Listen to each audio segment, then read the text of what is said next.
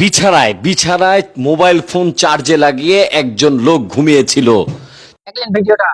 যারা যারা বিছানায় মোবাইল রেখে ঘুমন, যে চার্জার মোবাইল তারপরে মাল্টিপ্লাগ, যারা যারা বেডের গোড়ায় নিয়ে ঘুমন, ভিডিওটা শুধু তাদের জন্য।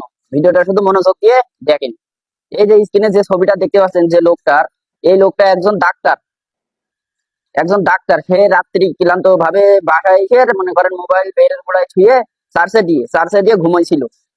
তারপরে সে মোবাইলটা বাস্ট হয়ে তার নাক কান মুখ জ্বলে পুড়ে সে মনে করেন এখন বর্তমানে পৃথিবীতে নাই, সে মারা গেছে। তা আপনাদেরকে একটা কথাই বলবো যে আপনারা যারা বেশি মোবাইল লাভার আর কি, সবাই তো মোবাইল লাভার, মোবাইল ছাড়া তো কেউ চলেই না।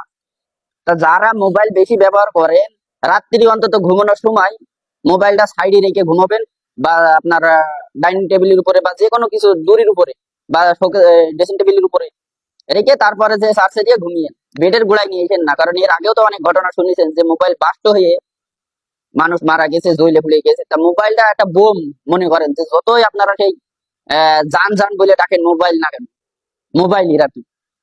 এই ভিডিওটা সবাই দেখেন, সবাইকে দেখার সুযোগ করে দেন, একটা করে শেয়ার করে দিন, যেন সবাই সতর্ক হয় যে মোবাইল যত ভালো জিনিসই হোক না কেন ভাই, ক্ষতি হলি। দেখলেন তো, শুধু এই মোবাইলের কারণে মানুষই তো অনেক উপকারও হয়, আবার মোবাইলের কারণে একটা মানুষের জানও গেল।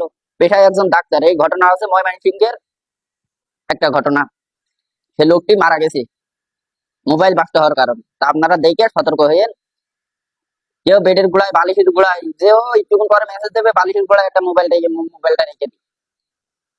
এই ভুলগুলো করেন না, একটা জানের অনেক মূল্য, একটা জান কেউ ফিরিয়ে এনে দিতে পারে না। তো সবাই ভিডিওটা বেশি বেশি করে শেয়ার করবেন, সবাইকে দেখার সুযোগ করে দেবেন।